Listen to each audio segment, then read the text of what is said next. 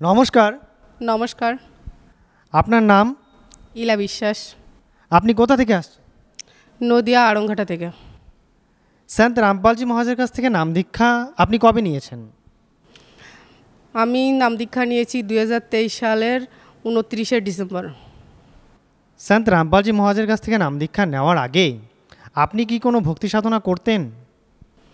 হ্যাঁ, আমি নাম দীক্ষা নেওয়ার আগে রাধা কৃষ্ণ, লক্ষ্মীনারায়ণ, শিব এদের ভক্তি করতাম। কিন্তু শিব যেরকম সারা রাত চতুর্দশী, শিব চতুর্দশী থেকে মানে উপোস থেকে সারা রাতে যে হয় পূজাটা হয়, তাতে যে জল ঢালা থাকে 4 প্রহর সেটা করেছি। তারপরে হচ্ছে যে যেরকম লক্ষ্মী পূজা, লক্ষ্মীনারায়ণের যে লক্ষ্মী ব্রতটা থাকে, প্রত্যেক বৃহস্পতিবারে আমি সন্ধ্যাবেলাতে পাঁচালি পড়েছি।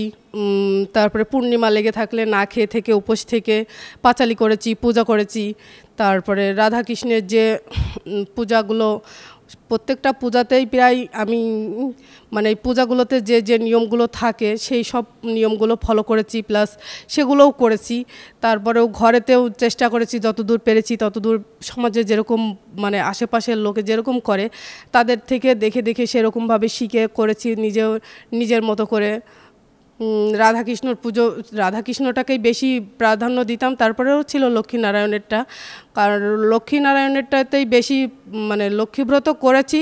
তারপরেও রাধাকৃষ্ণর নামটা যেরকম রাধাকৃষ্ণর পুজোটা দেওয়ার পরেও লোকে প্রত্যেকের যেরকম হিন্দু সম্প্রদায়ের মুখে যেরকম হরে কৃষ্ণ নামটা আছে, ওরকম আমিও হরে কৃষ্ণ নামটাই জপতাম। আর হচ্ছে যে আমি এটা জানতাম তখন যে ভোরবেলাটার যে মানে ভোরবেলায় যে ব্রহ্ম মুহূর্তটা, সূর্য ওঠার আগ পর্যন্ত, ওই টাইমটা আমি এমনও সময় ছিল যে আমি ভোরবেলাটা উঠে ভগবানের নাম কীর্তন করতাম, হরে কৃষ্ণ নামটাই জপতাম। তারপরে হচ্ছে যে আমার অনেক কষ্ট ছিল সংসারে বা সাংসারিক যে প্রবলেমগুলো ছিল, আমি ভগবানের কাছে বলতাম যে হে ভগবান, আমার এই প্রবলেমগুলো সলভ করো। আমি এত কষ্টে এত দুঃখে আছি যে আমার এই প্রবলেমগুলো সলভ হচ্ছে না, একটা না একটা পথ দেখাও ভগবান। আমি ভীষণ প্রবলেমের মধ্যে ছিলাম বা অনেক টেনশন ছিল আমার শরীরে। আমার স্বামী, সংসার, সন্তান এইসব নিয়ে আমি একটু ভীষণ টেনশনের ভিতরে থাকতাম।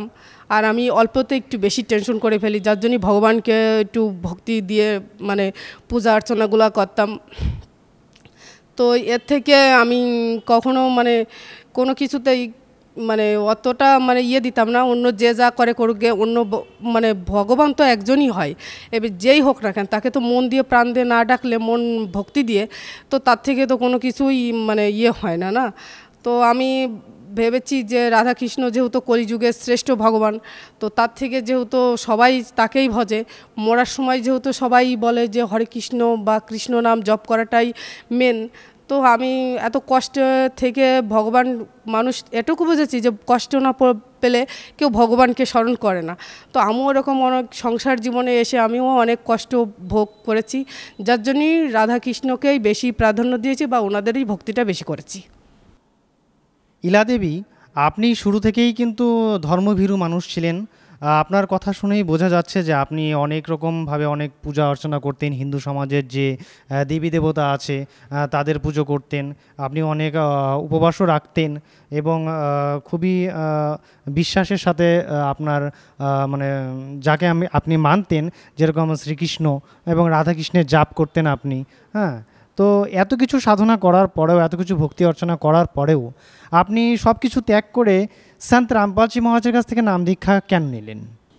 এত কিছু জানার পরেও যখন জানলাম যে রাধাকৃষ্ণ যেরকম টিভিতে বা সিরিয়ালে, গীতাতে, মানে বেশিরভাগই টিভি সিরিয়াল যেগুলো হয়, তাতে কিন্তু একটা জিনিস বুঝেছি যে কৃষ্ণ তখন বলে যেমন কর্ম তেমন ফল। ঠিক আছে, কিন্তু আমি যদি আমার কর্মটাকে ঠিক না করতে পারি, তার ফলটা কি করে পাবো? এবার আমি যদি ভগবানকে ডেকে, এত কষ্টের পরেও ভগবানকে ডেকে যদি আমি কোনো ফল না পাই, তো আমি কেন শুধু শুধু তাদেরকে ভজবো বলেন? তো আমি এখানে নাম দীক্ষা নিয়েছি, আমার স্বামী আগে নিয়েছে 2021 সালে। তারপরে ওর থেকেই আমি জেনেছি ভগবান সন্ত রামপালজির কথাগুলো শুনেছি। তারপরে ওনার প্রবচনগুলো ফোনে দেখেছি, শুনেছি, সেখান থেকে আমার স্বামী নিয়েছে। আমার স্বামী আমাকে বোঝাতো, বলতো। আমিও ওকে আগে জানতাম না, অত ভালো বুঝতাম না, শুধু রাধাকৃষ্ণের কথাই বলতাম, পুজো দিতাম, ওনাদের কথাটাই বেশি প্রাধান্য দিতাম, রাধাকৃষ্ণের কথা। আমার স্বামীকে অতটা গুরুত্ব দিতাম না। কিন্তু আমার ভিতরে যে চিন্তা, যে শারীরিক প্রবলেম ছিল, সাংসারিক প্রবলেম ছিল, তখন আমি আস্তে আস্তে করে ওই ফোনে সৎসঙ্গ মানে প্রবচনগুলো শুনতে শুনতে যখন জানলাম যে রাধাকৃষ্ণ বা কৃষ্ণ যখন বলে যে যেমন কর্ম তেমন ফল, আমার কর্ম যদি চেঞ্জ না হয় তো ফলটা কী করে ভালো আসবে। তো আমি এত চেষ্টা করেছি, এত কান্না করেছি, কারণ ভোরবেলার যে সময়টা ছিল সেটা ছিল মানে ব্রহ্ম মুহূর্ত, যেটা ভগবানকে ডাকার সব থেকে মানে সুন্দর একটা সময়, যে সময়টা স্বয়ং ভগবানের কাছেই যায়। আমি ঠিক ভোরবেলা উঠেই কান্নাকাটি করতাম, ভগবান কৃষ্ণের কাছে বলতাম আমার প্রবলেমগুলো। যখন আমি সেখানে কোনো ফল পাইনি, তখন আমি আমার স্বামীর নিয়া দীক্ষা, আমার স্বামীর কাছ থেকে জেনে, আমার স্বামীর নেওয়ার পরে আমি ওনার কাছ থেকে জেনে শুনে তারপরে আমি এখানে এসছি। আমার স্বামীর কথা মতোই আমিও সন্ত রামপালজির কাছ থেকেই দীক্ষা নিয়েছি। নিয়ে এখানে জানলাম যে আমরা যে যে পূজা অর্চনাগুলো করতাম বা যে মানে যে ভক্তিটা করতাম সেটা ভুল ছিল। সেটার থেকে কোনো কিছুই লাভ বা কোনো কিছুই মানে আশা করা যায় না, কেননা ওটা তো শাস্ত্র বিরোধী ছিল। মানুষ যেটা করে, মানুষ যেরকম ঘরেতে পুজো দেওয়া, প্রত্যেকের ঘরেতেই অশান্তি, দুঃখ, কষ্ট লেগেই আছে। দেখছি তো সমাজে কি হচ্ছে আশেপাশে। আমারটা না একটু কমই থাক বা বেশি থাক, কিন্তু আশেপাশে আমার মতো এরকম আরও অনেক ফ্যামিলি আছে যে তাদের ফ্যামিলিতেও এরকম অশান্তি, এরকম প্রবলেম, মানসিক টেনশন, শারীরিক প্রবলেম, এগুলো সবই আছে। কিন্তু তারা কি কেউ সুখী আছে? তারাও কিন্তু ওই কৃষ্ণ হোক বা অন্য কোনো ভগবান হোক, তারাও কিন্তু সেই ভগবানকেই ভজছে। কিন্তু আমি এখানে বুঝেছি যে এই যে জন্ম মৃত্যুর চক্র থেকে মুক্তি পাওয়া, যেটা গীতা বা বেদে, পুরাণে আছে, যে পরমাত্মার ভক্তি করার কথা, যে পরমাত্মাটা কোথায় পাবো, যেটা আমি টিভিতে বা সিরিয়ালে দেখেছি যে কৃষ্ণকে অর্জুন বলছে যে হে অর্জুন, তুমি পরমাত্মার কাছ থেকে মানে দীক্ষা নাও বা পরমাত্মার ভক্তি করো, যে ভক্তি করলে জন্ম মৃত্যুর চক্র থেকে তুমি মুক্তি পেয়ে যাবা। তো এখানে আমি রাধাকৃষ্ণ যে হরিকৃষ্ণ জপটা ছিল সেটা জপে আমি দেখেছি ওটা ভুল। কারণ গীতাতে অধ্যায় 18-13 নম্বর শ্লোকে আছে যে ওখানে ব্রহ্মের মন্ত্রের কথা বলেছে, ওম মন্ত্র জপ করতে বলেছে।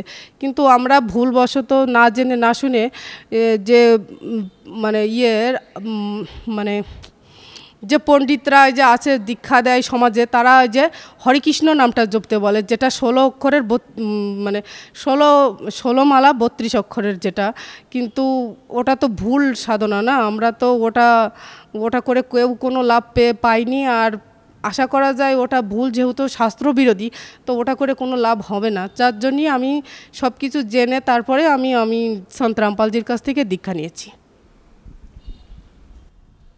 সন্ত রামপালজি মহারাজের কাছ থেকে নাম দীক্ষা নেওয়ার পর আপনার কি কোনো লাভ হয়েছে? কারণ আমরা শুনেছি সন্ত রামপালজি মহারাজের যে অনুযায়ীরা, তারা প্রত্যেকেই কিছু না কিছু লাভ হয়েছে। তো আপনার কি লাভ হয়েছে আমাদের দর্শকের সামনে তুলে ধরুন। প্রথমত আমি সন্ত রামপালজির থেকে দীক্ষা নিয়ে লাভ পেয়েছি। আধ্যাত্মিক জ্ঞানের যে জ্ঞানটা, সেই জ্ঞানটা জানতে পেরেছি। তারপরে যে জন্ম মৃত্যুর চক্র আছে সেটা থেকে মুক্তি হবে সেটা জানতে পেরেছি। 84 জনিত থেকে মুক্তি পাবো সেটা জানতে পেরেছি। সেটা সন্ত রামপালজির প্রবচন থেকে, এগুলো ওনার থেকে দীক্ষা নিয়েই জানতে পেরেছি। দ্বিতীয়ত আমার যে মানসিক বা শারীরিক মানসিক যে প্রবলেমটা ছিল সেই প্রবলেম থেকে মুক্তি পেয়েছি। তৃতীয়ত আমি যে শারীরিক যে প্রবলেমগুলো ছিল সেই শারীরিক প্রবলেম থেকেও মুক্তি পেয়েছি। চতুর্থ, আমার স্বামী যে নেশাগুলো করতো বা বাড়িতে একটু ঝামেলা করতো, সেগুলোর থেকেও মুক্তি পেয়েছি। পঞ্চমত আমার ছোট বাচ্চা আছে, ভীষণ চঞ্চল ছিল, কখনো থিড়ে থাকতো না বা বসতো না, কথা বলতে দিত না। সেও গুরুজি মানে সন্ত রামপালজির থেকে দীক্ষা নেওয়ার পরে এখন সেও শান্ত হয়েছে বা সেও ভক্তি করে।